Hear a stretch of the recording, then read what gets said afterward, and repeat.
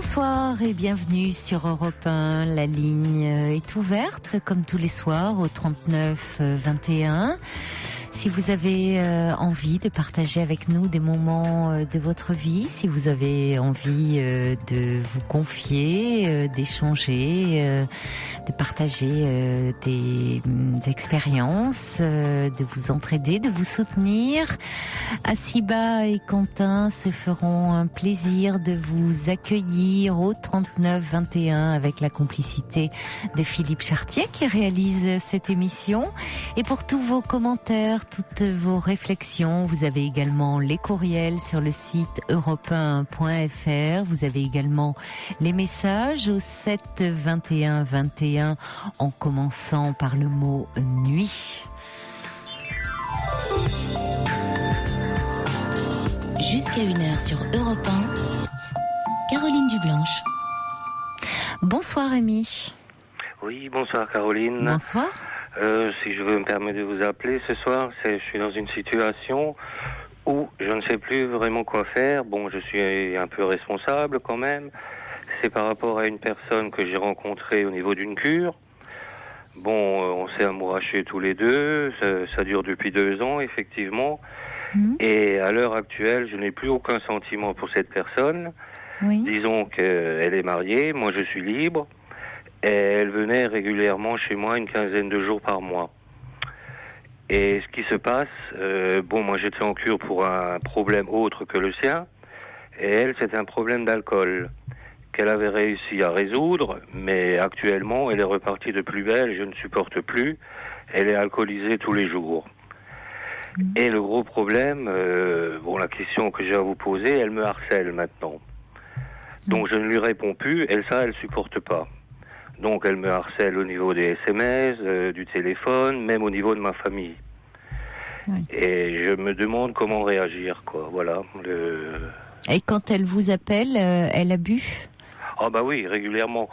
Disons le matin, je l'entends pas, et puis c'est en début d'après-midi que je vois qu'elle est alcoolisée, quoi. Et après, c'est des trucs qui n'ont aucun sens, oui. Quoi. Mais... Oui, comme quelqu'un qui a bu. Voilà, mais je ne supporte plus. Oui, vous avez envie, vous lui avez dit que vous vouliez arrêter la relation ? Ah oui. Moi, j'étais clair, j'ai dit je ne supporte. Et puis, il est vrai que, moi, quand je sors, il m'arrive de fêter, mais je ne supporte pas qu'une personne boive régulièrement tous les jours à la maison. Vous voyez ? Oui. Et puis, elle est capable, à 10h du soir, d'aller dans une boutique pour chercher de l'alcool ou... Oui. Pour moi, c'est devenu insupportable. Et comme dit, de surcroît, elle est mariée et elle me fait du chantage. Quel genre de chantage ? Qu'elle va avouer à son mari et puis qu'elle va débarquer avec les valises. Voilà ce que tu as cherché, ce genre de choses, quoi. Et en plus, c'est une personne qui a vraiment peu au niveau rémunération, quoi. Vous voyez, et pourquoi vous ne changez pas de numéro de téléphone ? Oui, attendez, c'est récent, ça fait 1 mois. Oui, mais écoutez, après tout... Donc moi je me suis dit que la meilleure des choses c'est de plus répondre. Oui, ça vous avez raison. Face à un harcèlement de la sorte, il est important, et c'est valable pour tout type comme ça de fixation, de harcèlement, de ne surtout pas répondre. C'est compliqué parce que c'est souvent tentant de répondre, ne serait-ce que pour dire ça suffit, arrête de m'importuner. Mais ça donne prise. Oui. C'est interprété par l'autre personne comme encore comme un lien. Voilà. Donc la meilleure des réactions à avoir, c'est c'est effectivement d'ignorer et de ne donner aucune réponse. Mais vraiment aucune. Excusez-moi, mais je remarque que depuis que je ne réponds plus, c'est en escalade, elle devient de plus en plus agressive. Parce qu'elle ne supporte pas que même une réponse oui ou non, pour elle, ça reste un lien. Oui, bien sûr, c'est souvent comme cela que ça se passe, ça déclenche évidemment beaucoup d'agressivité parce que c'est vécu comme du rejet. Mais l'inverse, de toute façon, c'est là qu'est le piège, puisque si vous répondiez, vous mettriez le doigt dans l'engrenage, c'est-à-dire qu'elle attendrait quelque chose de vous. Voilà. Donc c'est pour ça que je crains, Rémi, que vous n'ayez d'autre choix que de changer de numéro de téléphone pour ne plus avoir affaire à cette personne qui, semble-t-il, ne va pas jusqu'à se déplacer à votre domicile. C'est ce qui me fait peur. Hein. Elle ne l'a pas fait jusqu'à présent. Non, parce que j'ai arrêté depuis 1 mois cette relation. Oui, mais elle aurait pu quand même, depuis 1 mois, venir vous voir, chercher à vous voir. Mais je sens qu'elle va le faire. Pas forcément. Je sais pas. Pas forcément. Et pourquoi elle appelle encore ma maman, ma fille? Oui, alors voilà, quand elle appelle votre mère ou votre fille, mais c'est-à-dire comment a-t-elle eu leur numéro? Mais disons qu'ils étaient au courant de cette relation. Vous voyez, mais comme j'ai dit au départ... Oui, qu'elle soit au courant, c'est une chose, mais comment a-t-elle eu leur numéro? C'est eux qui l'ont donné. Hein. Mais parce que elle les avait rencontrés? Oui, mais quand elle venait chez moi, ma fille ou ma maman était là, disons, le courant passait bien au départ. Hein. Mm-hmm. Bien que c'était toujours une situation, j'en conviens, qui n'était pas logique. Hein. Mais maintenant, tout le monde a remarqué que son problème d'alcool, quoi. Son numéro s'affiche quand elle appelle? Moi, de toute façon, au niveau du portable, je peux le faire bloquer déjà. Si elle m'appelle. Pour votre mère et pour votre fille, est-ce qu'elles répondent, est-ce qu'elles lui parlent ou est-ce qu'elles font comme vous? Est-ce qu'elles laissent sur répondeur? Disons qu'il y a encore un problème parce que ma fille, elle dit c'est quelqu'un de très fragile, donc elle essaie un peu d'être souple pour pas qu'elle fasse de bêtises. Quoi. Oh là là, surtout pas, surtout pas. Il ne faut surtout pas que votre fille rentre dans ce jeu-là. Il faudrait expliquer à votre fille que ce faisant, elle rentre dans un jeu relationnel très pervers avec cette femme. Voilà. Donc il faut qu'elle... Elle est complètement instrumentalisée par cette femme. Oui, il faut qu'elle réagisse comme moi. Oui, votre fille, elle fait un chantage. D'abord, ça ne concerne pas votre fille. Oui, tout à fait. Écoutez, vous êtes quand même dans une relation amoureuse. On a encore le droit de décider d'y mettre un terme. Oui. Donc, ça montre bien le déséquilibre de cette femme d'impliquer votre fille dans cette histoire. Alors votre fille, qui est sensible, voilà. Est sensible. Elle joue sur la sensibilité de votre fille et de ma maman, parce qu'elle me voit des messages. Oui, je sais que tout le monde m'aime bien dans ta famille. Je comprends pas que tu réagisses comme ça. Oui, mais c'est là où ça ne va pas du tout.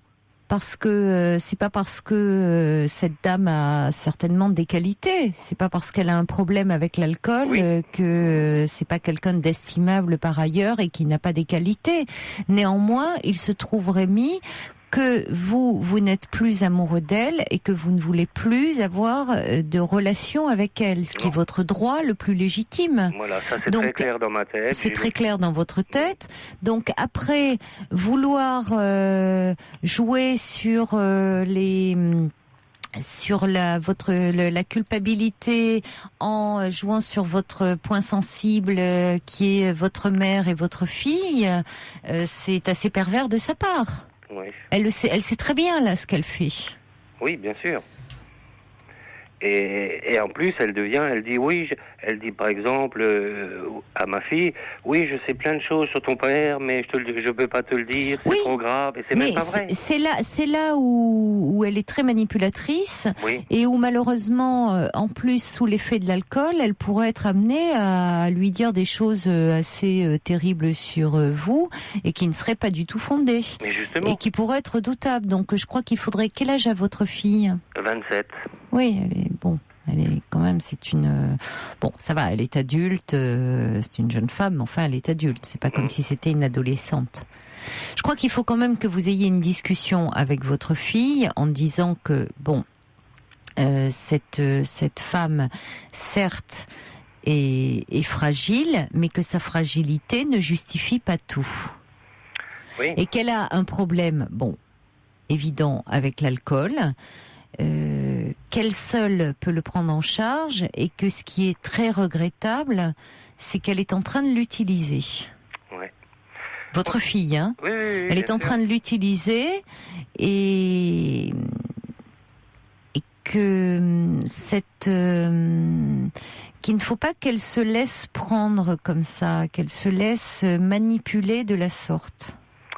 Donc, je vais faire comprendre aussi qu'elle ne réponde plus à ses messages.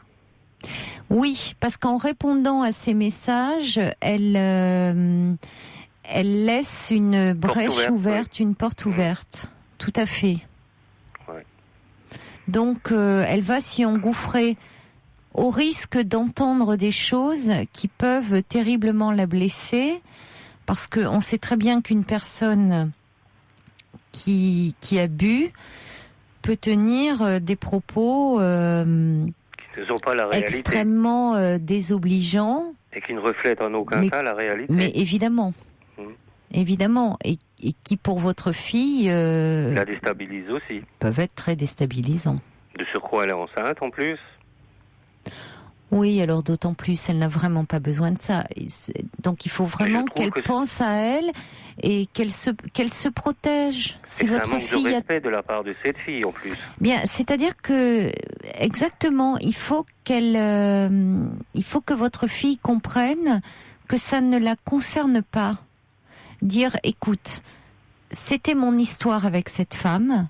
Je regrette que ça empiète de cette façon sur ta vie, et ne donne pas prise à cela. Ouais.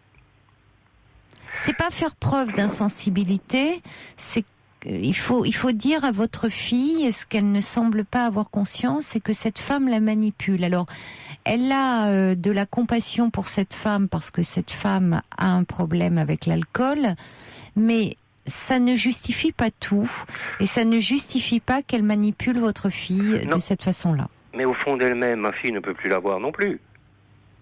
Elle me dit, je peux pas être rigide avec elle, j'ai peur qu'elle fasse une bêtise parce qu'elle a déjà voulu le faire. Vous voyez ? Oui, mais d'autant plus, si cette femme sent cela, elle va d'autant plus en jouer avec votre fille. Si cette femme commettait un geste suicidaire, ça ne serait certainement pas de la responsabilité de votre fille. Il faut expliquer à votre fille aussi que cette femme a tout un vécu, a toute une histoire, tout à fait, oui. qui fait que elle a aujourd'hui cette dépendance-là vis-à-vis de l'alcool. Bien avant votre rencontre. Absolument, oui. Donc, dont vous n'êtes pas responsable, et encore moins votre fille. Et c'est moi, quelque part, qui avait réussi à la remettre sur de bons rails. Mais j'ai vu qu'elle a replongé, hein. C'est ça. Bon, elle avait d'autres problèmes dans sa jeunesse et tout, bon, mais chacun a eu son fardeau, et c'est pas pour autant qu'il faut plonger dans l'alcool, hein. Ça résout pas les problèmes. Non, mais bon, pour le moment, elle n'a trouvé que cette solution-là. Oui, mais elle disait qu'elle était tellement bien quand elle était chez moi. Pourquoi qu'elle boit alors quand elle est chez moi ? C'est qu'il lui faut, qu'elle est devenue dépendante. C'est une addiction. Oui, on ne se libère pas comme ça de ses addictions. Ouais, et pourtant, elle était 2 mois en cure. Oui, mais vous savez, 2 mois de cure par rapport à parfois tout un vécu, oui. Vous savez, il peut y avoir des rechutes, hein. C'est souvent les personnes qui travaillent comme ça au niveau des addictions le savent très bien. Ça ne veut pas dire que cette dame-là ne va pas à un moment s'en sortir.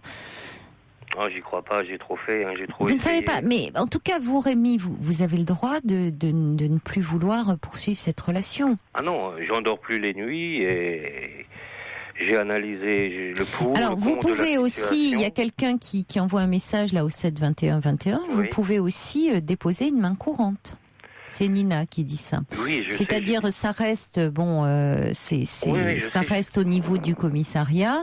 C'est une façon aussi de dire, après tout, Lui faire peur un peu. elle peut être convoquée. Ça reste, ça ne va pas au niveau de la justice. Ça reste au niveau du commissariat. Mais une main courante, on vous demande si vous voulez que la personne soit convoquée ou pas.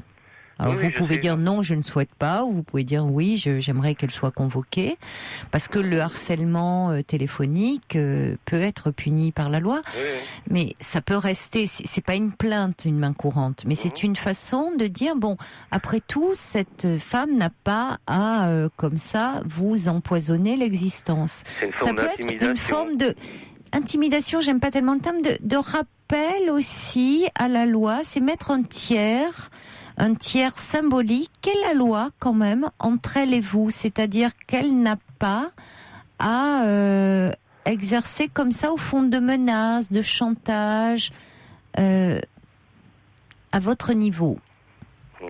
et au niveau de votre famille. Alors, je reçois un message de Chris qui dit certes y mettre un terme, mais cela n'empêche pas de l'aider à aller vers les soins humanité, point d'exclamation, dit Chris.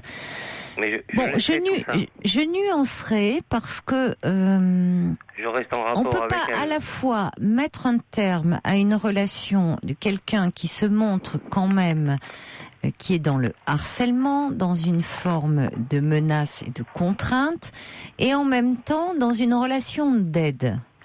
Oui. Et Je suis entièrement d'accord. aller vers les soins. Quelqu'un qui est dans une addiction, dans une dépendance,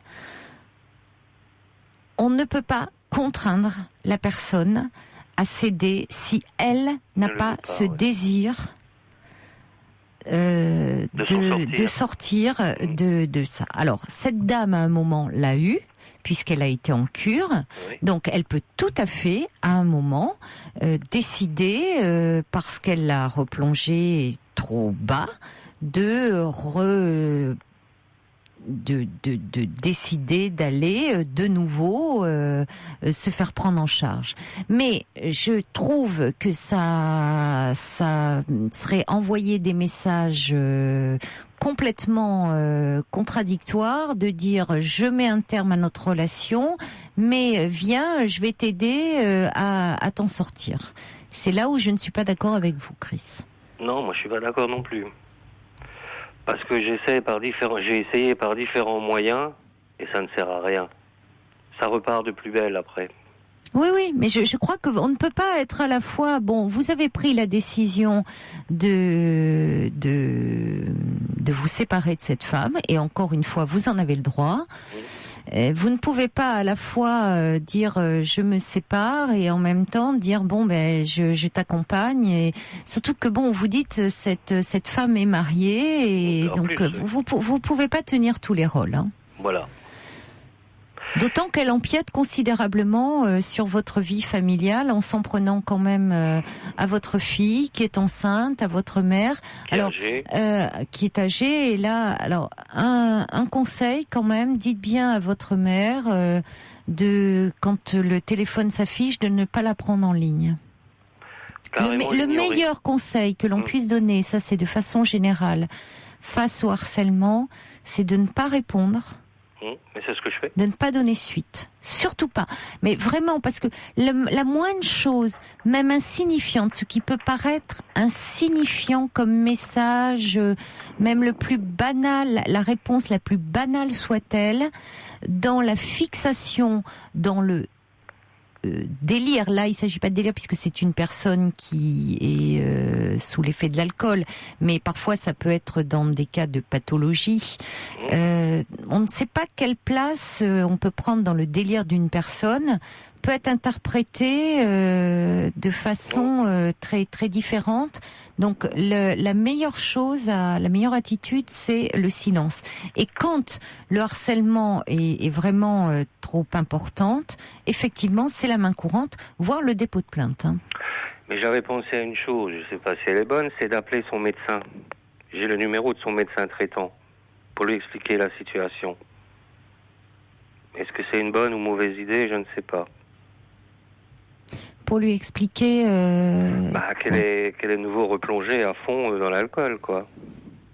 Est-ce que j'aurai le droit de me permettre ça? C'est elle qui vous avait donné les coordonnées de son médecin? Non, je savais son médecin et je l'ai trouvé sur le net. Je sais qui c'est, quoi. J'ai son numéro. Parce que je suis même allé jusqu'à, pour vous dire, on habite à une centaine de kilomètres l'un de l'autre. Je lui ai dit une fois, quand elle m'a dit qu'elle avait arrêté l'alcool, je lui ai dit, écoute, pour te faire entièrement confiance, parce que t'es pas là 24 heures sur 24, je vois pas ce qui se passe, est-ce que tu accepterais de faire une prise de sang chez mon médecin? Elle m'a dit, oui, pas de problème. Alors mon médecin n'était pas vraiment... Elle a dit, écoutez, c'est un peu du flicage, ça, j'ai pas tellement envie de rentrer dans ce jeu. Elle m'a dit, si elle vient, qu'elle est d'accord, je le fais. Et effectivement, elle a vu que c'était quelqu'un qui buvait régulièrement. Mais pourquoi vouloir lui faire une prise de sang? Pour voir si on voit sur le différents... Non, mais j'ai bien compris que dans une prise de sang, on peut voir effectivement si la personne avec son taux de gamma GT, si elle s'alcoolise ou pas. Mais quel intérêt? Il n'y a pas à la fliquer. Non, c'est pas uniquement par rapport... Vous le savez, il n'y a pas besoin de voir. Vous le savez qu'elle s'alcoolise de nouveau. Pourquoi? Vous voulez lui mettre sous le nez le fait qu'elle s'alcoolise? Ça, je parle, c'était une période auparavant où elle était en abstinence. Oui, mais voyez, bon, écoutez, c'est un mauvais, c'est ça qui est difficile dans les couples quand il y en a un qui s'alcoolise. Ça sert à rien de lui mettre sous le nez le fait que oui, t'as replongé. Elle le sait très bien. Mais bien sûr qu'elle le sait. Ouais. Il n'y a pas besoin qu'on lui mette sous le nez les résultats de son analyse. Hein. Et il est vrai que par rapport à ça, moi j'aurais tendance aussi à dire, tiens, je prends un verre avec toi. Elle ouvre une bouteille, j'en bois aussi. Voilà. Et ça, je n'ai pas envie. C'est mieux d'éviter. Hein. C'est sûr que quand on a quelqu'un qui est alcoolique et qui a fait une cure, c'est sûr qu'il vaut mieux éviter de déboucher une bouteille. Hein. Voilà. Oui. Alors elle me dit, un petit apéro, un verre de vin. Mais on sait bien que quelqu'un qui, malheureusement, quelqu'un qui est dans l'alcoolisme, il peut pas reboire. C'est terrible avec ça, mais c'est pas possible. Il y a, ça c'est, qu'est-ce que vous voulez, l'organisme, ne peut pas. Garde en mémoire. On replonge. Oui. Bon, en tout cas. Je sais pas, je suis un peu dubitatif par rapport au médecin. Ça sert à quoi? Vous voulez arrêter avec cette dame? Pourquoi appeler le médecin maintenant? Je l'ai fait il y a un moment, il y a un an. Non, mais vous me dites maintenant appeler son médecin pour lui dire qu'elle a replongé. Le problème, c'est vous voulez arrêter avec cette dame. Oui. Ça sert à quoi de lui dire que... Non, mais c'est indirect ce que je veux dire. C'est faire comprendre à son médecin pour l'aider elle, mais sans qu'il lui dise que moi j'ai appelé. Vous voyez? De toute façon, le médecin, il est tenu au secret. Hein. Donc, voilà. Il ne vous dira absolument rien la concernant, et pas plus que... Non, ce serait une manière de l'aider de manière indirecte, sans que moi je sois concerné. Ça, vous pouvez toujours le faire. Hein. Après, il en tiendra compte ou pas. Hein. Oui. Parce qu'après tout, un médecin aussi, la fiabilité d'un témoignage par téléphone, voyez, ça reste à démontrer. Hein. Oui. Ça peut être aussi quelqu'un qui peut vouloir nuire à la personne. Oui. Voyez, quelqu'un qui appelle en disant Monsieur Untel est alcoolique ou Madame. Oui. C'est lui, si c'est sa patiente et qu'elle continue à le voir, il peut, s'il y a une relation de confiance qui s'est instaurée, il peut en parler avec elle et voir où elle en est, et elle peut effectivement à son médecin traitant dire oui, j'ai fait une cure, mais actuellement je suis dans une période de rechute. Et puis c'est quelque chose dire d'elle-même, parce que un témoignage comme ça par téléphone en disant Madame Untel a replongé, personnellement, je serais médecin, je le prendrais avec beaucoup de recul, hein, parce que, vous voyez, ça reste des témoignages comme ça. Votre avis, c'est que je dois plus m'occuper de rien. De toute manière, elle est mariée. Non, si ça peut, j'entends bien que au fond, vous êtes j'entends, Rémi, que vous êtes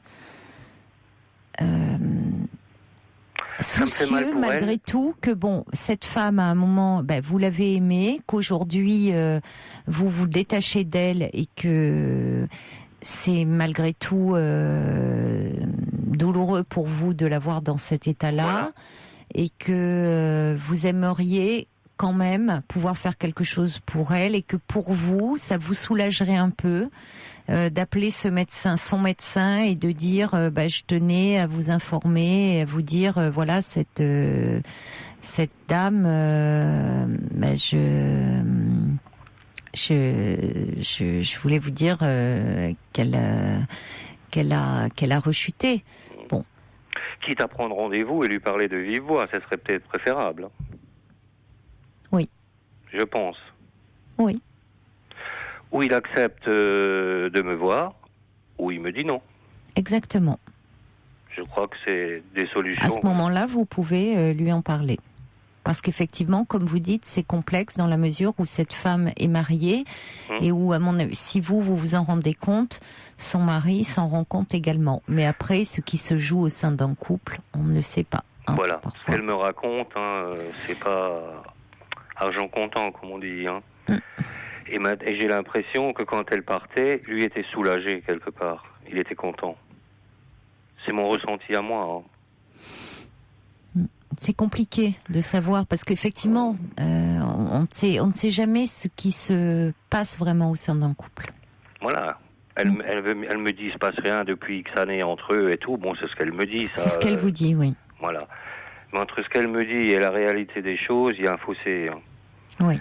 Bon, il est vrai que moi, je m'étais attaché à cette femme, bien que je savais que c'était une relation qui n'était pas claire. Et bon, à un moment, je dirais ça me convenait, mais maintenant, je ne peux plus. Oui, mais je comprends. Je comprends. Voilà, bon, je ne vais pas vous monopoliser l'antenne davantage. Non, mais et le temps. Alors, il y a Chris qui renvoie un message pour dire que c'était pas à vous qu'il a quitté de l'aider, mais peut-être d'alerter un organisme adapté pour qu'elle soit prise en charge, genre CMP. Mais là encore, ou associations qui viennent en aide aux alcooliques, la Croix-Bleue, les alcooliques anonymes. Mais là aussi, il faut qu'il y ait une démarche volontaire. Mais il faut que ça vienne d'elle-même. Oui, on est d'accord. Il y a Ninon qui dit vous n'avez plus à vous occuper de sa santé, donc de contacter son médecin. Mais on sent bien que c'est quelque chose qui vous apaiserait. Si ça peut vous apaiser, bon, pourquoi pas effectivement appeler son médecin traitant en disant, en vous présentant. Et en proposant un rendez-vous et vous verrez bien. Écoutez, de toute façon, le médecin est tenu au secret professionnel. Ouais. Donc, vous savez, les médecins de famille, les médecins généralistes connaissent bien des secrets de famille. Donc, c'est vrai que c'est une situation un peu complexe parce que cette dame est mariée et vous avez été son amant, mais lui est tenu au secret médical. Donc, ça ne sortira pas du cabinet. Oui, selon ses dires, le médecin est au courant de sa relation avec moi. Oui, mais quand bien même, de toute façon, il ne le serait pas, ça ne sortirait pas du cabinet. Oui. Il est tenu au secret médical. Mais vous êtes d'accord avec moi que je dois continuer à ne plus répondre à ces appels? Ah ça oui. Alors là, je suis très ferme là-dessus. Je vous le redis et je le dis à ceux qui nous écoutent. Face au harcèlement, surtout ne jamais répondre. Et je vous dis, quand le harcèlement continue, il est important de déposer une main courante, voire de porter plainte. Comme le dit Yvan qui envoie un message au 7 21 21, le harcèlement téléphonique est puni d'1 an de prison et de 15 000 € d'amende. Oui, je connais. Donc c'est important et c'est pas comme ça. Il y a des personnes qui sont poursuivies, de fait pour cela. Alors bon. Tout ça pour dire que ce n'est pas pris à la légère et que, en tout cas, souvent on a tendance face à quelqu'un qui, encore une fois, envoie des SMS, des coups de fil, de dire bon ça suffit, laisse-moi, ou de ne jamais donner prise. Mais comme je me répète, mais j'ai déjà, depuis que je ne réponds plus, elle monte en escalade au niveau de l'agressivité. Elle ne supporte pas ça. Mais il y a l'alcool aussi derrière qui favorise ça.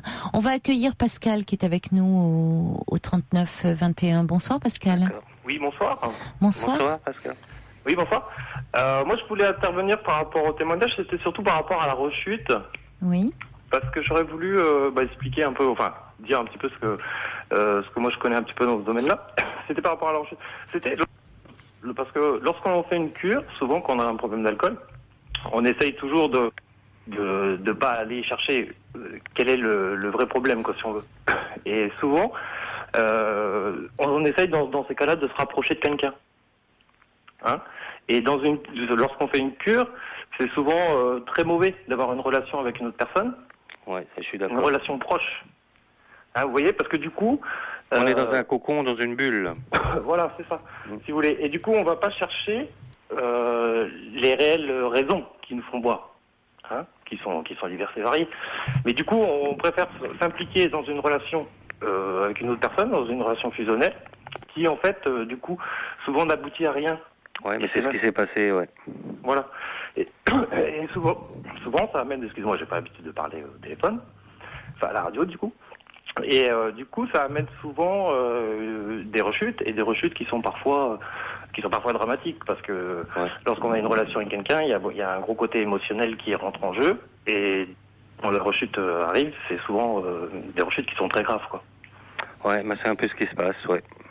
Voilà, parce que du coup, si vous voulez, cette personne-là, bon, quand elle a fait sa cure, on lui a peut-être pas expliqué, on l'a peut-être pas. Mais moi, je sais que j'ai connu, moi, j'ai fait une cure il y a quelques années de ça, parce que j'étais malade alcoolique dépendant, et on avait du mal à comprendre pourquoi est-ce que on nous expliquait que on pouvait pas tellement avoir de relations, enfin pas de relations, mais que bon, ça servait peut-être pas à grand-chose. Et petit à petit, moi, j'ai compris que en fait, effectivement, ça servirait à rien, parce que échappatoire. Donc vous avez des gens qui vont essayer d'avoir une relation fusionnelle avec quelqu'un d'autre. Il y en a d'autres qui vont se mettre à faire beaucoup de sport, par exemple, aussi.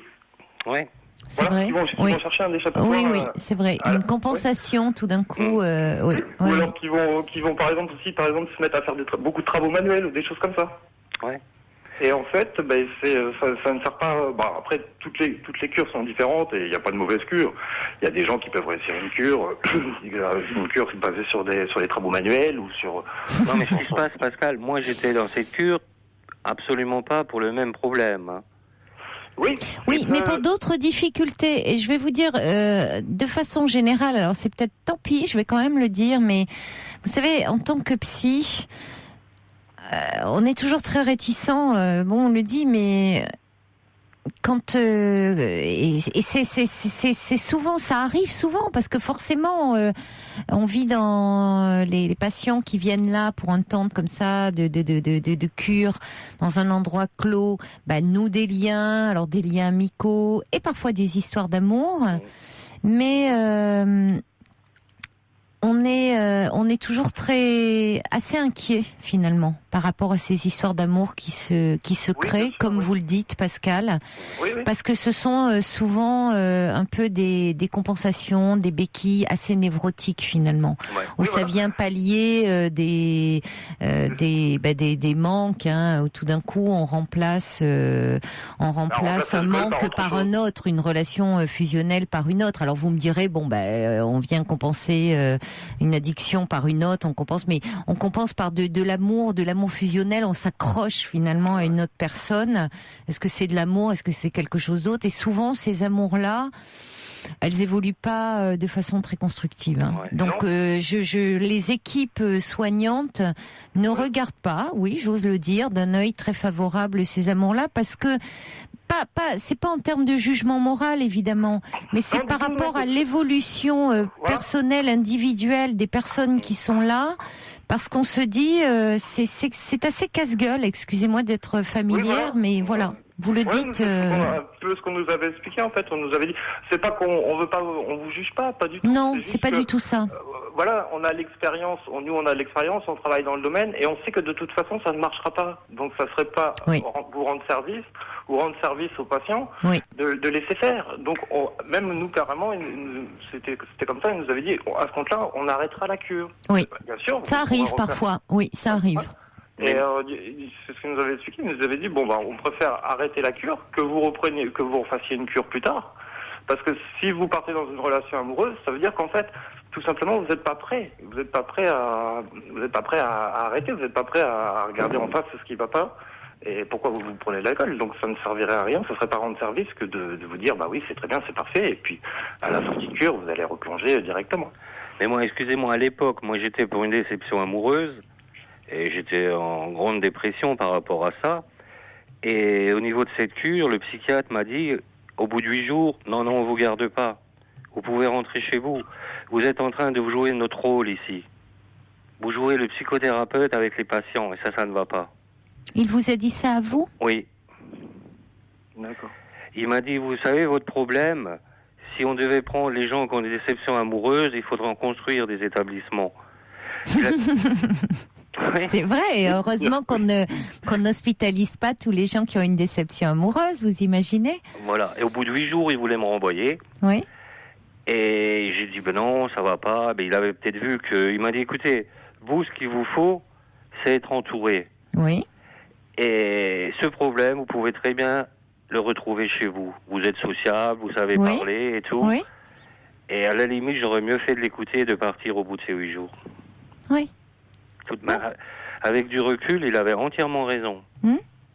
Oui, c'est sûr qu'avec le recul, on comprend plus de choses. Ouais. Bon, mais c'est pas. Attendez, là c'est un peu compliqué parce que vous avez cette femme qui va pas bien, qui est en grande souffrance et qui du coup reporte toutes ces difficultés sur vous, hein. Mais ça va certainement à un moment, ça va s'apaiser, hein. Elle va à un moment se détacher de vous. J'espère. Oui. Elle voit clair que par moi. Oui, enfin, elle ne voit pas clair du tout, mais ça va, à un moment, on peut penser s'estomper. Elle a su, à un moment, faire une démarche. Elle a quand même été dans une capacité à demander de l'aide. Donc, on peut penser qu'elle sera à même de le faire. Oui, on peut penser qu'elle refera la démarche. Oui. Oui. Ou alors, d'après ce qu'elle dit, une fois de plus, elle dit, elle a tout perdu, elle va se laisser aller, mais ça me concerne plus. Oui, mais ça, c'est un peu, non, il faut pas vous laisser, c'est un peu une façon, je pense, il y a aussi même s'il y a derrière, bien sûr, de la souffrance, hein, chez elle, c'est indéniable. Mais on peut être en souffrance et aussi avoir un côté manipulateur. Donc attention vis-à-vis de ça. En tout cas, vous n'en êtes pas responsable. Et je m'en veux à moi-même, en plus. Non, mais c'est pour ça que je vous répète, hein, et on va conclure là-dessus. D'accord, ouais. Vous n'êtes pas responsable de ça. Cette femme avait tout un vécu et toute une histoire avant de vous rencontrer, Rémi. Et comme vous a dit ce psychiatre, vous n'êtes pas son thérapeute, donc ce n'est pas à vous de la prendre en charge. Ouais. D'accord ? Donc, mettez-vous ça en tête aussi. D'accord, et je vais continuer comme ça, de plus répondre. Oui. Je vous remercie. Merci en tout cas, bon courage à vous. Merci Pascal pour cette analyse. C'est intéressant d'entendre votre point de vue aussi. Justement, vous qui avez été également de l'autre côté. Oui. D'accord. Bonne fin de soirée. Puis Bonsoir. Bravo pour votre émission, Caroline. Au revoir. Au revoir. Jusqu'à 1h sur Europe 1, Caroline Dublanche. Et on accueille tout de suite Fabrice. Bonsoir. Bonsoir. Bonsoir Fabrice. Bonsoir, je vous appelle parce que j'ai un petit souci. Enfin, c'est plutôt un souci familial qui influe énormément sur ma vie, en fait. J'ai ma sœur qui a rencontré il y a à peu près 2 ans et demi un garçon. Oui.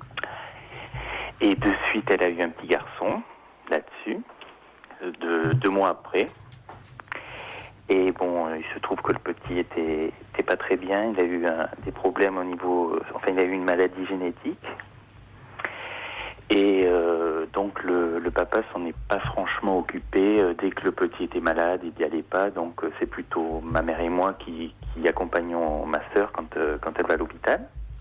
Enfin, quand elle allait, à l'hôpital. Et il se trouve que maintenant, au bout de 2 ans et demi, ils s'entendent plus, ils vont certainement se séparer. Mmh. Et bien évidemment, ça crée des problèmes au niveau de la garde du petit.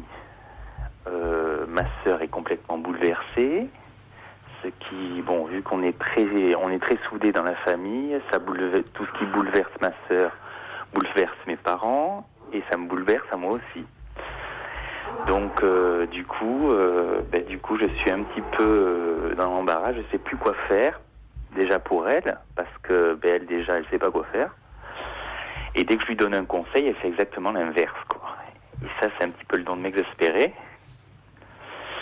Et puis moi évidemment, vu que j'ai eu des petits accrochages avec son copain, je m'entends pas du tout avec lui, ça facilite pas les choses, quoi. Donc je voudrais savoir un petit peu ce que vous pourriez me conseiller, parce que je sais plus trop quoi faire, quoi. Je suis complètement perdu et je suis un peu triste pour ma sœur, parce que c'est sûr qu'elle va être obligée de partager son temps, le temps de garde avec son compagnon, enfin son ex-compagnon bientôt, pour le petit. Ce qui est normal. Oui, tout à fait. Mais je sais qu'il n'est pas du tout apte à s'occuper d'un enfant, quoi. Qu'est-ce qui vous fait dire ça? C'est-à-dire il a pas, d'un enfant si, mais c'est-à-dire que il a quand même un traitement relativement lourd, mon neveu. Il doit prendre des cachets le matin, le soir.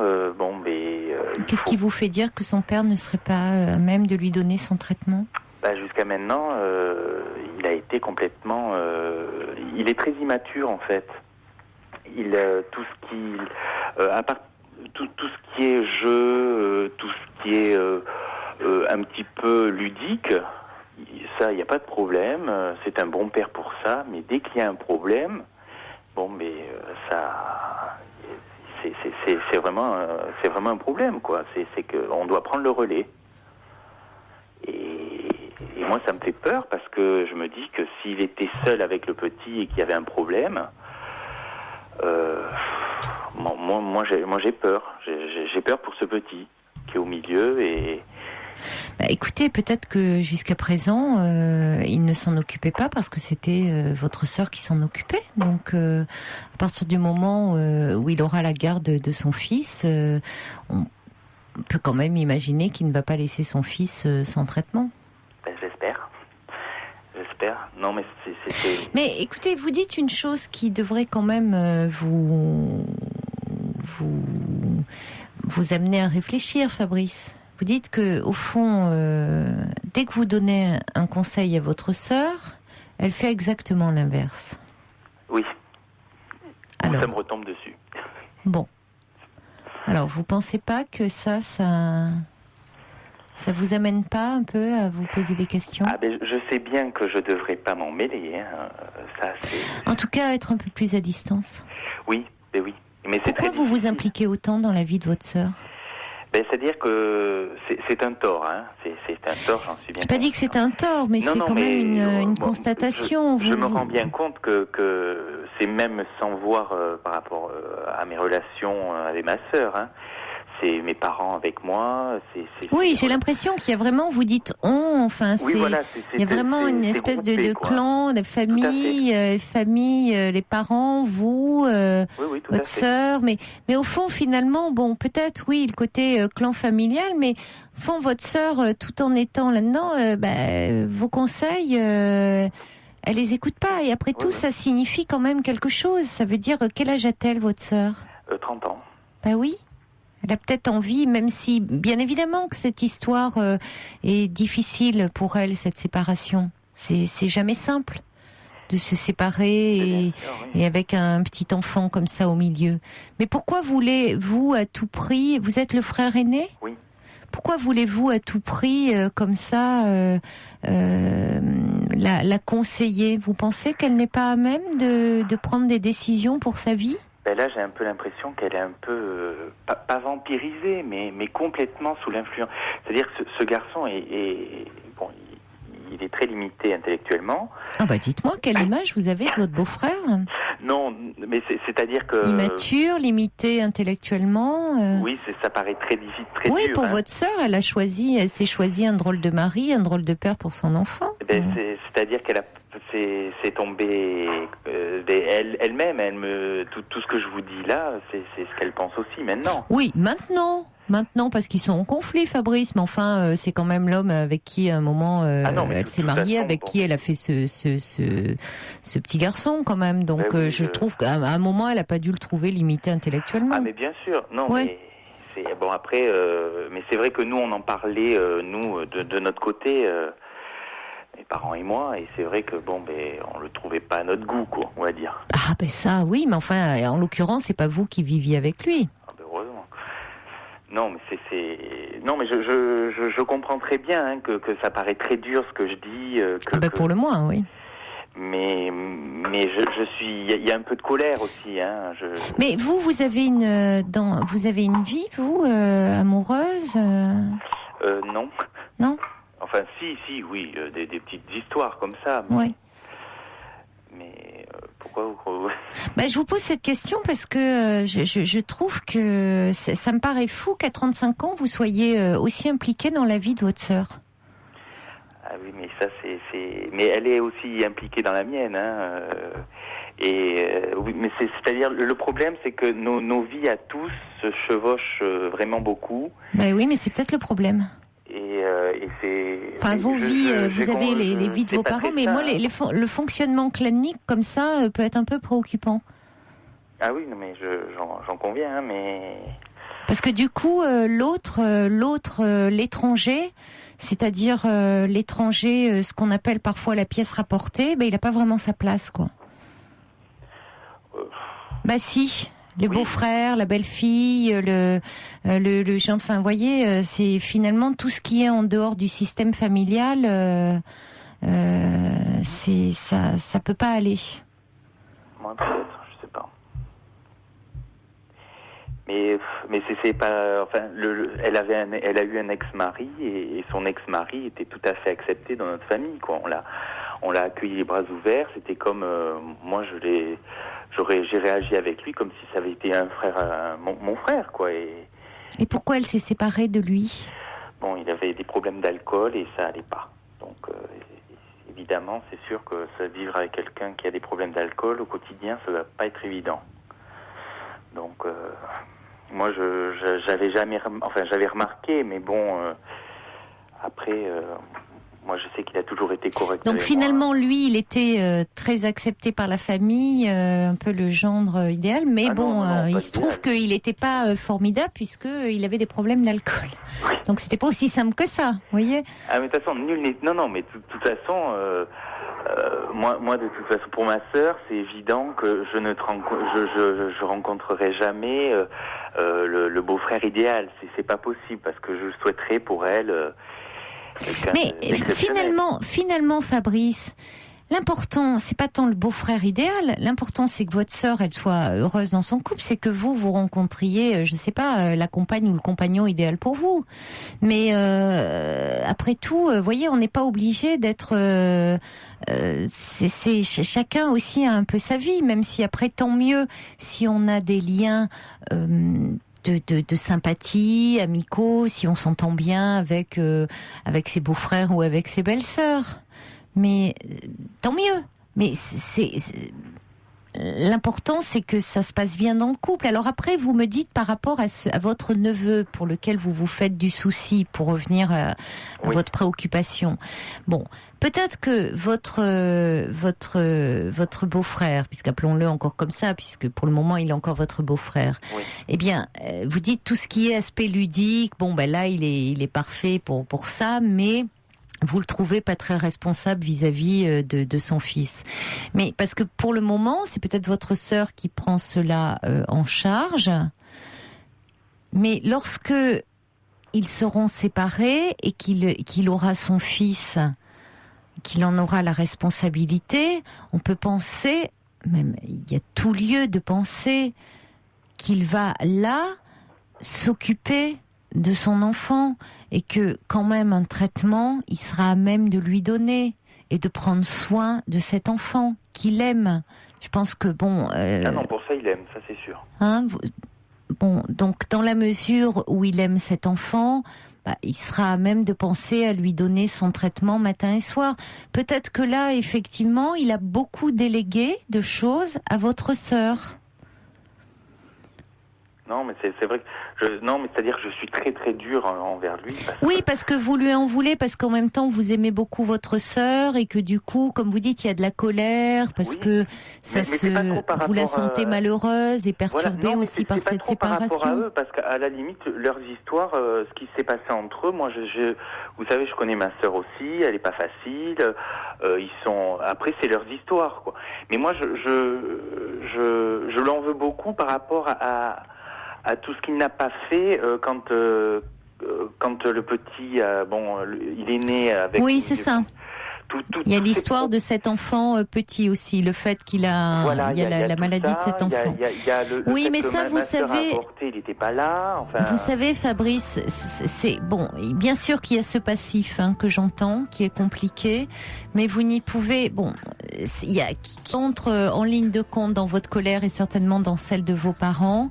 Mais je crois que pour justement par rapport à votre neveu que vous voulez préserver au maximum, essayez au mieux que vous le pouvez avec vos parents, de pas trop réveiller, de pas trop soulever ces rancœurs, parce que votre neveu, il a avant tout, dans cette tourmente que vont traverser ses parents, besoin que ses grands-parents, vous, son oncle, vous ne jetiez pas de l'huile sur le feu en ce moment dans ce conflit, et que vous restiez stable et que justement vous ne critiquiez pas son père, quoi, et que vous puissiez l'accompagner et que votre sœur, elle va, vous allez être un soutien pour elle, mais vous allez l'accompagner surtout dans cette séparation.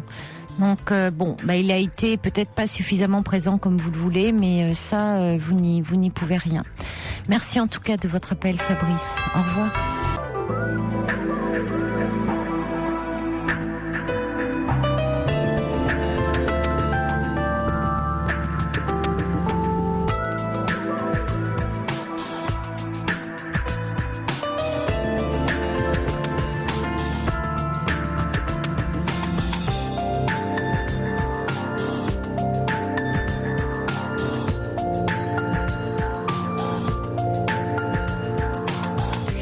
Soyez les bienvenus si vous nous rejoignez maintenant sur cette libre antenne. La ligne est ouverte au 39 21 jusqu'à 1h. Place à vos témoignages, place à toutes vos réactions au 7 21 21 en commençant votre message par le mot nuit. Alors des réactions qui arrivent pour Fabrice qui s'inquiétait pour son neveu puisque sa sœur et son beau-frère sont en train de divorcer et Fabrice prend cela très à cœur puisque Fabrice nous disait que tout ce qui bouleversait sa sœur le bouleversait aussi. Chris d'ailleurs envoie un message en disant on a l'impression, Fabrice, que vous êtes le père de votre sœur. David dit attention à trop vouloir couver votre sœur, vous allez l'étouffer. Cathy dit mais cette sœur est en quelque sorte sous surveillance. Sergio dit vous savez Fabrice, il me semble que votre sœur est maintenant une grande fille, il faudrait peut-être la lâcher un peu, vous ne croyez pas? Et puis Flower dit Fabrice aimerait-il que sa famille se permette de tels jugements vis-à-vis de ses choix amoureux. C'est peut-être difficile pour sa sœur de gérer sa vie comme elle l'entend. Et puis Salomon dit le papa aussi a peur pour le petit, vous devriez laisser ce couple se charger d'eux-mêmes et de leur enfant. Et l'ami Tintin dit vous savez le métier de père ça s'apprend et il ajoute avec un brin d'humour en disant « Et si vous n'existiez pas, que deviendrait le petit ?» First Lisa dit attention, elle rejoint le témoignage de David, dit attention de ne pas trop étouffer votre sœur, puisque finalement Fabrice disait quand même que au fond il donnait des conseils, il avait envie de bien faire, d'aider sa sœur, mais qu'au fond sa sœur faisait exactement l'inverse. Donc c'est ça, Fabrice était l'aîné, mais sa petite sœur ne suivait pas ses conseils, donc ce qui signifie quand même qu'elle voulait un peu faire les choses à sa manière, donc il faut pouvoir l'entendre. Allez, on va passer un petit peu de musique et juste après nous accueillerons Loïc. Magnifique, que dire de plus, Véronique Sanson, qu'on me pardonne. Non, désolé pour Thalys qui s'occupe de la playlist, pourquoi ne pas mettre des titres moins déprimants? Écoutez les paroles, je suis désolée, c'est tout sauf déprimant, c'est sublime. Voilà, vraiment là, je peux pas être d'accord avec vous. C'est tout simplement sublime. Sophie m'envoie un mail pour me dire si tout le monde avait foi dans le fait que chacun fait du mieux qu'il peut, on ne se mêlerait pas des affaires des autres avec autant d'ingérence. Et puis Christine me dit je vous ai entendu utiliser il y a quelques minutes le terme pièce rapportée. Je préfère valeur ajoutée, plus explicite et joliment formulée. Je suis bien d'accord avec vous, c'est beaucoup plus joli, valeur ajoutée. Mais j'ai utilisé volontairement le terme pièce rapportée en parlant de certains fonctionnements familiaux assez claniques où l'autre est assimilé un peu à l'étranger, étranger au système familial, aux valeurs familiales, et donc justement j'utilisais pièce rapportée en ce sens avec cette connotation volontairement péjorative. Donc on est d'accord, le côté valeur ajoutée est nettement plus joli, mais quand on parle de pièce rapportée, c'est qu'on ne veut pas être dans quelque chose de positif. C'est beaucoup plus connoté, beaucoup plus négativement. On accueille maintenant Loïc. Bonsoir. Oui, bonsoir. Bonsoir. Oui, alors moi je vous appelle sur un sujet un peu plus ludique peut-être. Voilà. Nous attendons avec mon épouse un deuxième enfant. Oui. Demain, nous avons l'échographie permettant éventuellement de savoir le sexe de cet enfant. Oui. Voilà. Donc nous avons une première fille. Mm-hmm. Pour cette première fille, donc qui a 3 ans maintenant bientôt, nous avions décidé ensemble de ne pas savoir le sexe de l'enfant jusqu'à sa naissance. Oui. Afin de vivre la magie jusqu'au bout, et c'était une expérience vraiment très très très profitable parce que nous avons vécu une grossesse pleine de mon épouse et sans se mettre de pression quelconque. Et pour ce deuxième enfant, alors que demain on peut savoir, on est un peu en désaccord avec mon épouse, et notamment moi, j'ai quelques craintes en fait, pour rien vous cacher. Pour ce deuxième enfant, enfin, j'ai un désir assez important d'avoir un garçon.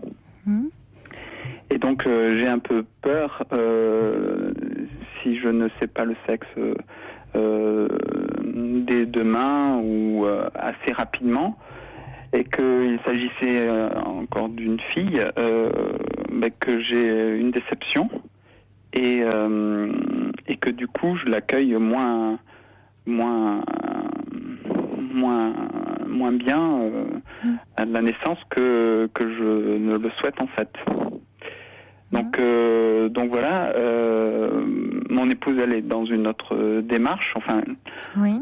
l'objectif commun, il est le même, hein, c'est d'accueillir cet enfant aussi bien que le premier.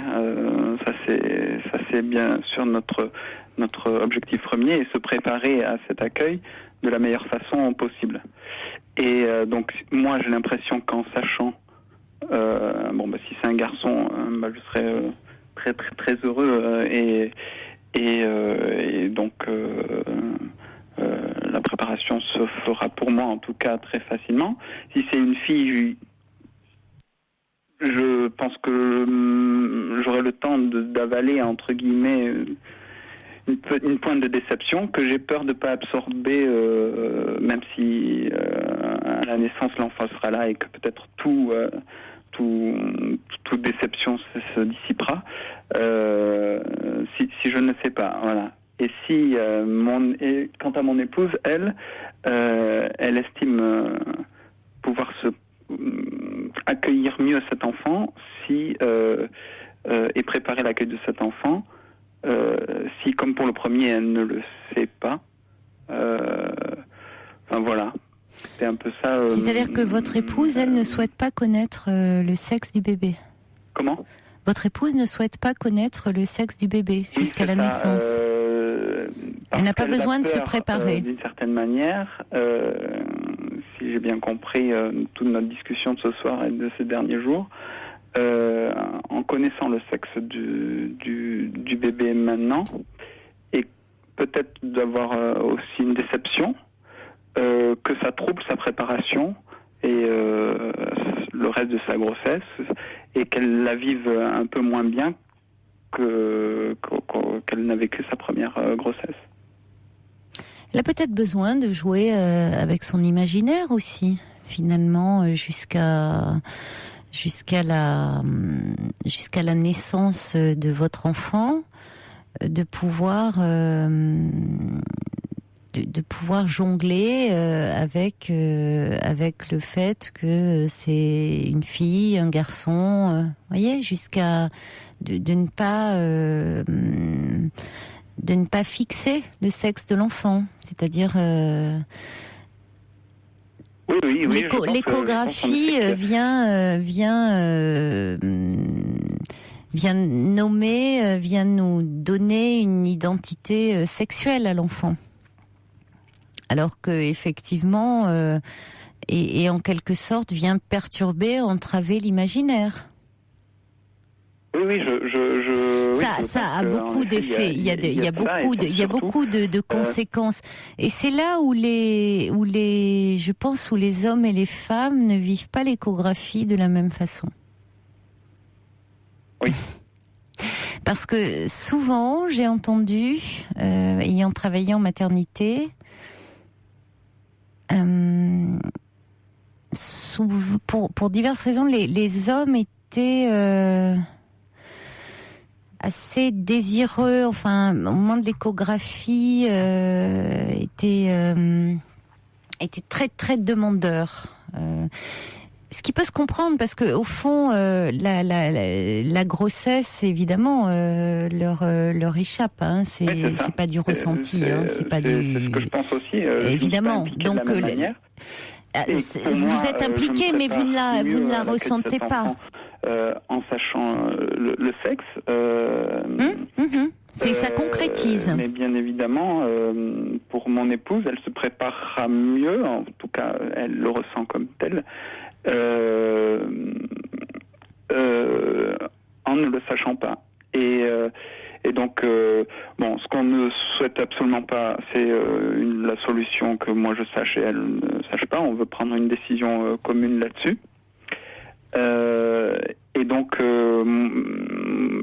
la question que je me pose, c'est est-ce que il vaut mieux tenir compte de sa volonté, elle, parce que après tout, c'est ce qui compte au présent, puisque on est dans le temps de la grossesse, on n'est pas encore dans le temps de l'accueil et de la naissance, oui. Et que j'efface ma peur, parce que c'est clairement une peur, et qui, comme toute peur, est hypothétique et elle risque de se dissiper à la naissance. une peur qui pour le moment Il s'agit pas de l'effacer, il s'agit d'abord d'en parler, comme vous le faites là avec moi ce soir, de pouvoir l'aborder. On l'abordait entre nous. Cette peur peut évoluer, parce que comme vous le dites très justement, Loïc, ça peut tout à fait évoluer, parce que pour le moment, ça reste quelque chose d'assez abstrait, c'est-à-dire que vous parlez d'un enfant, du sexe d'un enfant. On parle un peu du sexe des anges, même si les anges n'ont pas de sexe. Mais c'est-à-dire que vous dites, bon, vous aimeriez bien un petit garçon, sachant que vous avez déjà une petite fille. Bon, ça serait le choix du roi, comme on dit. Et puis, alors évidemment, vous préféreriez avoir un petit garçon. Et je crois que tout le monde, quand il y a une grossesse comme ça, dans un coin de sa tête, un bébé imaginaire.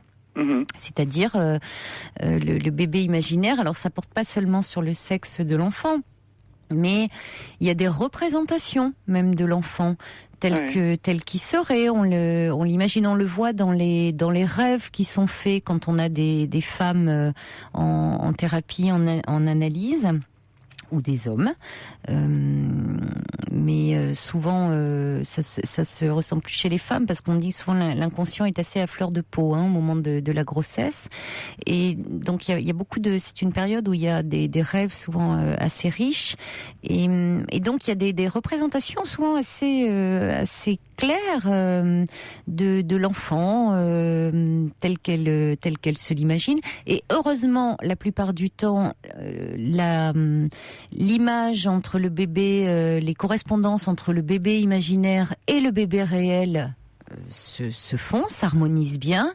Parfois, malheureusement, ça ne concorde pas. C'est-à-dire entre le bébé que les parents s'étaient imaginé et le bébé réel, il peut y avoir de graves perturbations.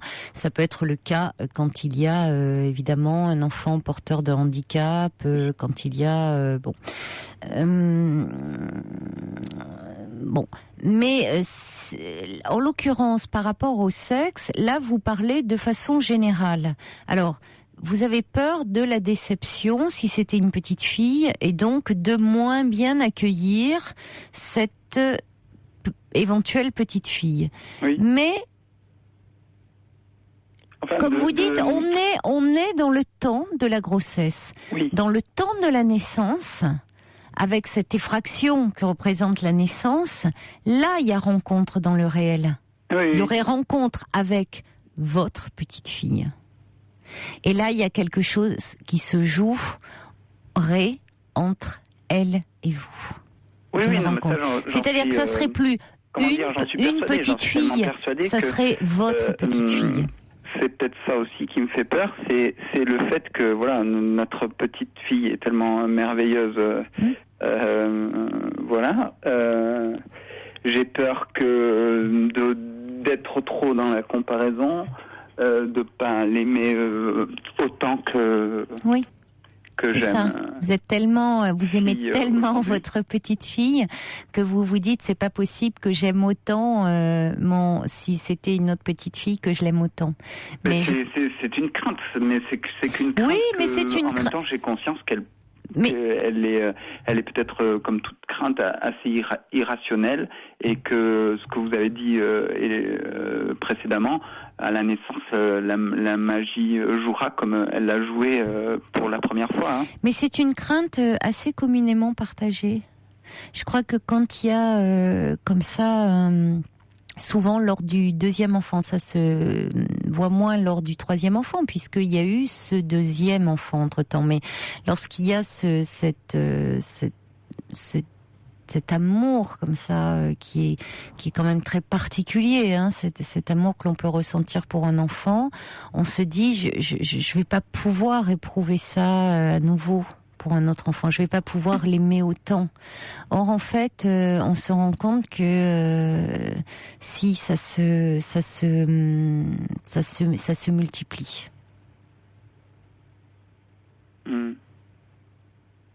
Donc, voilà un peu le nœud du problème, en tout cas me concernant. Et du coup, outre votre avis que initialement je souhaitais avoir, je me demandais si certains auditeurs également avaient pu vivre cette même angoisse ou crainte, et voilà, un partage d'expérience là-dessus. Voilà. Des personnes qui, comme vous, étaient tiraillées entre des hommes plutôt, qui ont eu leur mari ou leur compagnon qui a exprimé exactement le même genre où l'un des deux voulait connaître le sexe de l'enfant et l'autre pas. Oui, également, pourquoi pas, comment après ils l'ont vécu. Parce que là, pour tout vous dire, on est arrivé à une solution intermédiaire parce que mon épouse n'est pas aussi catégorique aussi. Elle sent bien aussi que c'est le temps de la grossesse et que peut-être aussi elle va se laisser aussi porter et à un moment vouloir savoir savoir. Oui, parce que là elle est dans les débuts. Elle est quoi, à 4 mois, c'est ça? C'est sous une forme de boutade, mais elle est à 4 mois de grossesse là. Comment? Elle est à 4 mois là. Oui, c'est ça, oui. Oui, c'est ça. Et mais donc c'était sous une forme de boutade qu'on en parlait, mais on se demande si on va pas le faire, c'est-à-dire demander à l'échographe de nous glisser le nom dans une enveloppe. Oui. Enfin le genre, pardon, dans une enveloppe, et se laisser ainsi la liberté dans le temps de la grossesse dont vous parliez tout à l'heure, d'ouvrir ou pas ensemble durant les 5 mois restants. C'est ce que font certains couples, oui. Ce qui est une façon quand même de... Oui, c'est ce que font certains couples. Ce qui est une façon quand même, après, une fois qu'il y a l'enveloppe, c'est quand même... une façon pour celui qui est pas forcément désireux de connaître le sexe, c'est quand même un peu compliqué, quand il y a une enveloppe, de dire, l'enveloppe est là, il y a qu'à ouvrir l'enveloppe... c'est un peu... C'est mon épouse qui a suggéré ça. Bon. Donc... Oui, mais elle sent certainement aussi à quel point pour vous c'est important. Oui, ça c'est une évidence, puisque... Mais je crois que votre peur, des peurs aussi, ça peut se surmonter. Je crois que votre peur, il y a aussi quelque chose qui s'entend, que je comprends très bien, Loïc, mais qui... encore une fois, pour le moment, ça reste un peu abstrait, c'est-à-dire que vous parlez, il y a votre petite fille qui elle est bien présente, avec qui vous avez construit un lien, tout un lien d'amour, et donc pour le moment c'est un bébé qui se construit là dans le ventre de votre femme, et donc vous vous dites encore une fille, non, c'est un peu, je l'aimerais peut-être moins. Non mais j'ai bien compris, mais forcément je vais peut-être moins l'aimer. Non mais attendez, écoutez-moi, je vais peut-être moins l'aimer, et il s'imposera à moi, mais après, voilà, c'est quelles répercussions ça peut avoir ça n'aura pas de répercussions. Comment? Ça n'aura pas de répercussions. Ce que je vous dis, c'est que ça va évoluer. Il y a encore 5 mois. Vous êtes dans une période là d'angoisse, vous êtes traversé par une peur, par une angoisse. Ça va évoluer, il faut vous donner le temps. Vous êtes dans quelque chose que vous voulez maîtriser. Or, on ne maîtrise pas tout. Et que il y a aussi, à un moment, une rencontre avec un enfant. Oui, mais je vous rejoins complètement, puisque je l'ai vécu dans la première... il y a très peu de couples pour avoir des amis. Oui, vous m'entendez sans m'entendre. Je le vois bien d'ailleurs. Vous êtes dans... Vous parlez là, un flot de paroles c'est votre anxiété là qui prime. Vous m'entendez sans m'entendre. Ah non, quand même. C'est... Il y a quelque chose de... Vous n'avez pas dans la maternité où est suivie votre épouse, il n'y a pas des groupes de parole pour hommes? Je sais pas, je me suis pas renseignée. Ils n'en font pas partout, malheureusement, mais c'est une... Vous êtes à Paris, en province? Non, on est en province, mais pour tout... pour tout vous dire, Pour le moment, là aussi, pour ce deuxième enfant, on souhaiterait peut-être l'accueillir chez nous. Donc, on n'est pas suivi. Il y aurait une sage-femme qui vous accueillerait à domicile. Voilà. Oui, mais peut-être que parlez-en à cette sage-femme. Peut-être qu'il y a des groupes. Peut-être il y a peut-être des groupes. Parce que je sais que dans. Aborder de toute façon avec elle dans le cadre de la préparation. Également à ce. Bon, parce qu'il y a certaines maternités. Alors, elles sont rares, mais je sais qu'à Paris, il y a certaines maternités qui ont. Enfin, il y en a une qui fait qui accueille des hommes, uniquement des hommes, parce qu'ils se sont aperçus que, en présence de leurs femmes, ils ne parlaient pas du tout de la même façon, et ça peut se comprendre, de ce qu'ils vivaient, de ce qu'ils ressentaient, notamment aussi par rapport à la sexualité, par rapport à la façon dont eux ils vivaient la grossesse, les questionnements qui pouvaient se poser par rapport à l'arrivée de l'enfant, mais enfin, beaucoup de questions intimes qu'ils n'osaient pas poser parce que ils avaient peur de gêner leur épouse ou de l'angoisser. Et en fait, il y a beaucoup de choses qui émergent. Alors, le problème, c'est que moi, je me souviens dans la maternité où je travaillais, je pouvais pas y assister puisqu'il y avait que des hommes qui étaient présents et même et ça se comprenait. C'était un psy homme qui animait ces groupes. Il me disait qu'il en sortait des échanges extrêmement riches. Et on peut comprendre qu'il y ait besoin d'une parole d'homme qui émerge. Mais on a Jeanne qui est après un disque, me dit Fifi. Bon, on va passer un peu de musique, on va accueillir Jeanne, restez avec nous. Jusqu'à 1h sur Europe 1, Caroline Dublanche. Alors, avant de donner la parole à Jeanne, je voulais vous dire, Loïc, un courriel de Jean-Louis qui dit j'aimerais vous dire, Loïc, vous qui avez peur peut-être de ne pas aimer éventuellement cette seconde petite fille, c'est peut-être d'ailleurs un petit garçon, mais n'importe quel amour peut toujours être égalé, voire surpassé par un autre. Pour nos enfants, l'amour est illimité, il y en a pour un, pour deux, voire pour plus. Naturellement, si nous sommes ouverts intellectuellement et humainement, nous acceptons les différences entre les enfants et nous les aimons pareillement. Et puis Sophie dit quand on vous dit que vous avez un garçon, vous devez immédiatement faire le deuil d'une fille. Quand on vous annonce une fille, on doit faire le deuil du garçon. Oui, si vous voulez, il y a même s'il y a peut-être un petit pincement, un petit truc de dire par rapport à une petite fraction de seconde, dire il y avait je pensais à dans ma tête le bébé imaginaire, c'était plutôt un garçon ou c'était plutôt une fille. Et puis finalement dans le réel, c'est l'inverse, c'est petit garçon, petite fille. Mais ce qui compte, c'est la rencontre avec l'enfant réel et c'est le lien qui va se créer et c'est cette rencontre-là. Donc au fond, même s'il y a déception dans la peur que vous avez de ne pas l'accueillir, c'est pas la culpabilité qui peut s'en suivre, c'est avec ce bébé fantasmé. Le bébé réel, lui, c'est lui que vous allez aimer. C'est ça qui compte. Allez, on va accueillir Jeanne. Bonsoir Jeanne. Oui, bonsoir Caroline. Bonsoir. Je suis un petit peu intimidée d'intervenir à la radio. Non, je vous en prie. Merci d'être là. Je vous remercie comme d'habitude, comme beaucoup de vos auditeurs, pour la qualité de vos interventions. Là, j'avais réagi tout de suite auprès du standard parce que j'avoue que j'étais un peu choquée, même plus que choquée au départ, de la réaction de ce monsieur, de ce couple. Je me demandais s'ils ont eux-mêmes des frères et sœurs. Oui. Oui. Parce que je supposais que vous étiez peut-être enfant unique et que donc vous n'aviez pas connu autour de vous soit de frères, soit de sœurs.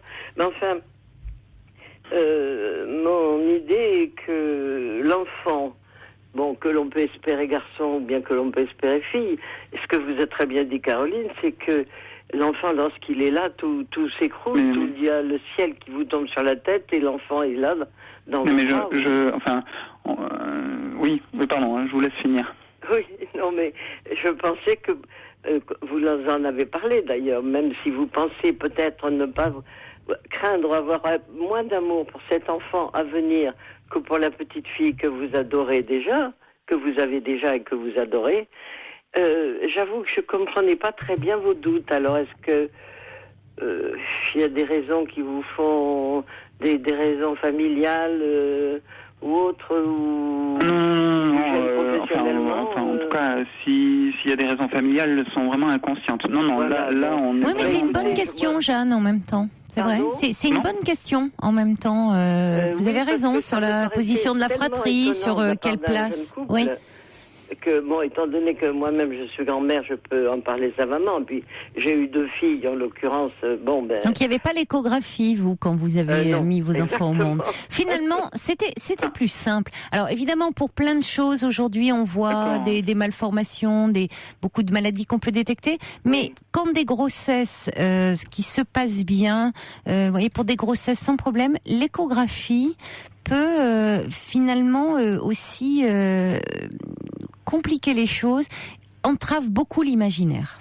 Je suis entièrement d'accord avec vous, Caroline, et avec l'auditrice, puisque pour le premier enfant, donc pour notre fille, qu'on a appelé le bébé pendant toute la grossesse, la magie a opéré, bien évidemment, et on était très preneurs, et c'est assez rare, c'est ce que je voulais dire. Vous n'avez pas demandé le sexe lors des échographies pour la première petite fille? Non, on était d'accord, on ne voulait pas, mais en même temps, pour moi, c'est un peu mon sentiment. Il y avait moins d'enjeux, parce que, comme je savais, on était d'accord pour avoir plusieurs enfants, on avait la chance un jour d'avoir le choix du roi, comme vous l'avez exprimé. Oui, mais vous aurez peut-être un 3e enfant. Oui, aussi. Qui se révélera être un garçon, si par hasard vous avez maintenant une petite fille à nouveau. Un 4e et un 5e, oui. Ça, Non, mais j'avoue que c'est peut-être ma position, disons mon âge, qui a fait que j'étais un petit peu étonnée que... Bon, je sais bien que principalement les messieurs, enfin les papas veulent avoir un garçon si possible, mais... Et pourtant les petites filles avec leur papa, c'est tellement mignon. Ça, les filles sont tellement adorables et les pères sont tellement presque jaloux de leurs filles. Il y a une relation très forte entre les filles et leur père. C'est vraiment. D'ailleurs, c'est peut-être cela aussi que vous craignez un petit peu, Loïc. Il y a cette relation tellement forte avec votre petite fille. Voilà, vous allez dire comment je vais faire si j'ai 2 petites filles plus votre épouse à la maison avec 3 femmes comme ça. Mais vous allez voir, c'est une réaction à vivre que j'ai eue parce que.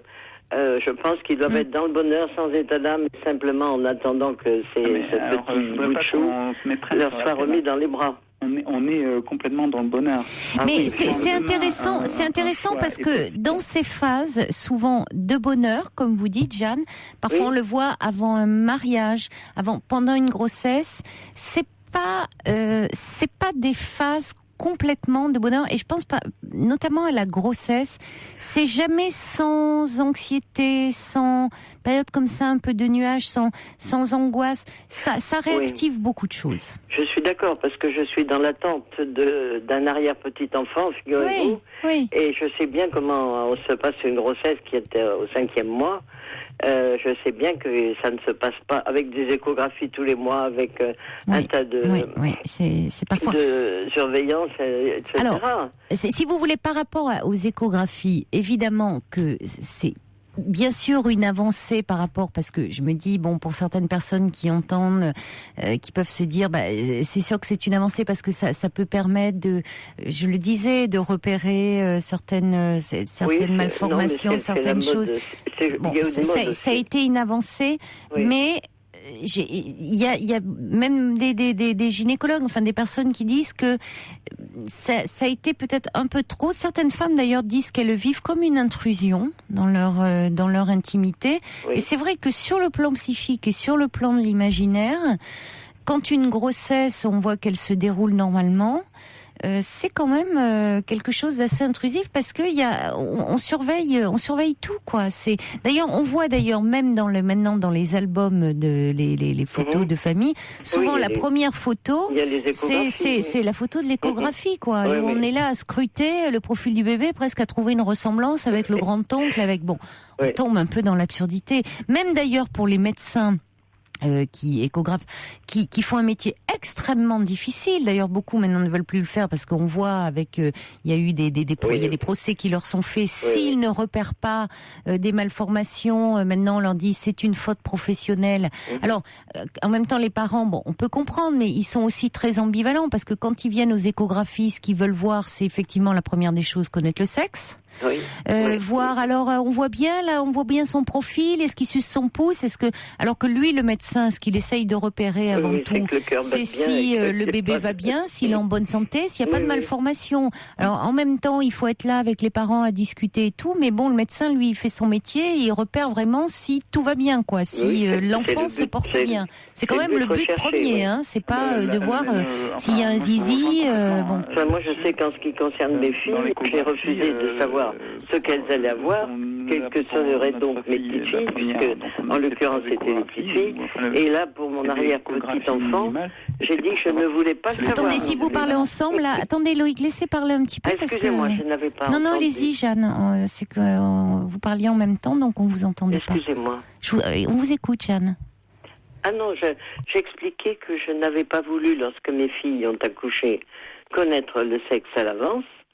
De même que lorsque ma petite fille va accoucher, je ne veux également pas connaître le sexe. Alors que les parents, les grands-parents ont demandé le sexe. Et c'est devenu une manie, je trouve. Et ça enlève l'effet de surprise, et c'est pour cela, peut-être que j'ai eu cette réaction pour rappeler ce monsieur, en disant que c'était dommage de se faire beaucoup de soucis dans le fond pour bah oui, je comprends. Mais vous avez bien fait de nous appeler en tout cas. Et merci beaucoup. J'en profite pour dire, on n'a plus de SMS, ça ne marche plus. Je m'étonnais sur un tel sujet de ne pas avoir de réaction. Plus de SMS depuis minuit 23. Mais le dernier message c'était Sergio qui dit quoi, Véro déprimante. Mais il suffit pas d'écouter les paroles, il faut aussi les comprendre, les ressentir. Voilà, hein, c'est les fans de Véronique Sanson, Sergio. Alors il était pas content. C'est le dernier message que l'on a eu. N'en envoyez plus parce que ça va pas remarcher là. C'est vous en aurez peut-être demain. Ah, peut-être demain. Merci Jeanne, vous êtes adorable, vous êtes rassurante. Merci beaucoup. Et plein de bonheur à ce couple. Merci. Et vous aussi pour ce futur petit enfant alors. Hein. Merci. Marcello dit un petit message qui dit: je réagis à ce jeune futur papa qui s'exprime actuellement. J'ai vécu il y a longtemps les mêmes angoisses que lui. Quand j'ai eu mon premier enfant, j'avais déjà programmé le train électrique et tout ce que je pensais bien pour mon premier fils. Ce fut une fille. J'ai comme lui fondu devant ce beau baigneur.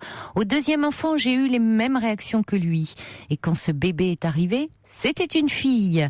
J'ai vécu le même questionnement pour mon troisième enfant. Une fille.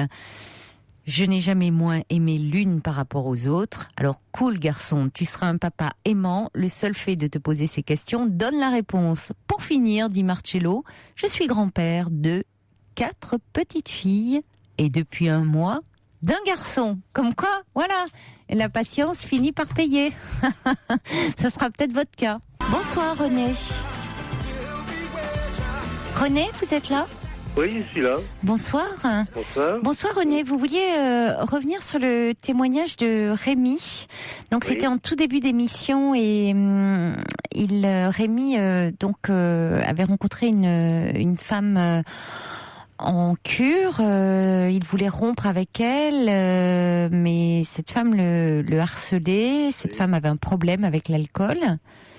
Et vous vouliez témoigner à ce sujet, hein, je crois. Oui, c'est ça, oui. Moi, j'ai passé par là, malheureusement. Donc, comme je suis du Pas-de-Calais, en août 2008, comme j'ai dit à mes enfants, j'ai remis ma tête sur mes épaules et je me suis fait hospitaliser 6 mois pour sortir de cet engrenage, de l'alcool. Oui. Donc, bien sûr, j'ai fait ça de moi-même et j'ai fait 3 mois hospitalisé dans le Pas-de-Calais. Et après, j'ai pris ma décision avec le médecin de partir 3 mois au plateau d'Assis, là, au Mont-Blanc, là, à Haute-Savoie. Oui. Et voilà, et je me suis sorti comme ça, de moi-même. Et comme j'ai dit à mes enfants, quand on veut, on peut. C'est la volonté qu'il faut, tout ça. Comme j'avais fait pas mal de cures dans mon jeune temps. Et maintenant, j'ai tout quitté. Après que j'ai quitté l'hôpital, j'ai trouvé un travail et tout, et je suis très très bien maintenant. Et qu'est-ce qui a été, parce que vous aviez déjà fait plusieurs cures par le passé, René, qu'est-ce qui a été, parce que vous dites la volonté, mais moi j'ai aussi la motivation. Qu'est-ce qui fait que vous vous êtes dit, bon là j'y vais, je refais une cure. Où est-ce que vous avez trouvé cette motivation? Qu'est-ce qui vous a... De moi-même, c'est moi là, comme j'avais quitté plusieurs fois et je pouvais plus voir mes enfants, tout ça. Donc, vous n'aviez plus de lien avec eux, du fait. De lien avec eux, mais c'est que j'étais toujours dans l'alcool de plus en plus. Oui. Et voilà, donc un jour, j'ai parfait au matin au café, malheureusement, toute la journée, j'ai bu comme un poivreau, excusez-moi l'expression. Et au soir, vers 18h, ça n'allait plus du tout. Je commençais à péter un plomb. Ouais. Donc j'ai pris ma décision moi-même d'avoir mon médecin traitant. Et comme il me connaissait très bien, j'ai parti, je me suis spécialisé. J'ai dit c'était soit ça ou à l'heure actuelle, je pourrais plus vous parler, je ne pourrais plus parler à mes enfants, je ne serais plus là de toute façon. Comme ça ne m'allait plus du tout. Donc j'ai dit à 55 ans, il faut savoir remettre la tête sur les épaules et faire un bon choix quand même. Parce que l'alcool c'est bien, mais ça aboutit à rien du tout. Moi j'ai tout perdu, j'ai divorcé, et après j'ai pas sombré, je me suis retrouvé sans rien. Enfin, en tout cas, vous n'avez pas, vous auriez pu tout perdre, mais si j'entends bien, aujourd'hui vous avez retrouvé du travail et vous avez renoué le lien avec vos enfants. Oui, avec mes enfants, tout ça. Et maintenant, c'est eux qui viennent me voir du Pas-de-Calais, comme je suis resté en Haute-Savoie, du coup. Ouais. Et j'ai parti comme ça avec mes 2 valises. Mais ça montre bien, hein, ça rejoint ce qu'on disait avec Rémi, que c'est venu de vous. À un moment, voilà, il faut vraiment qu'il y ait un déclic qui vienne de la personne. Merci en tout cas pour ce témoignage, parce que ça peut, on ne sait pas, aider peut-être certaines personnes qui ont l'impression qu'ils ne peuvent pas sortir la tête du trou. Merci beaucoup René d'avoir appelé. Au revoir. Très belle nuit à vous. Faites de jolis rêves.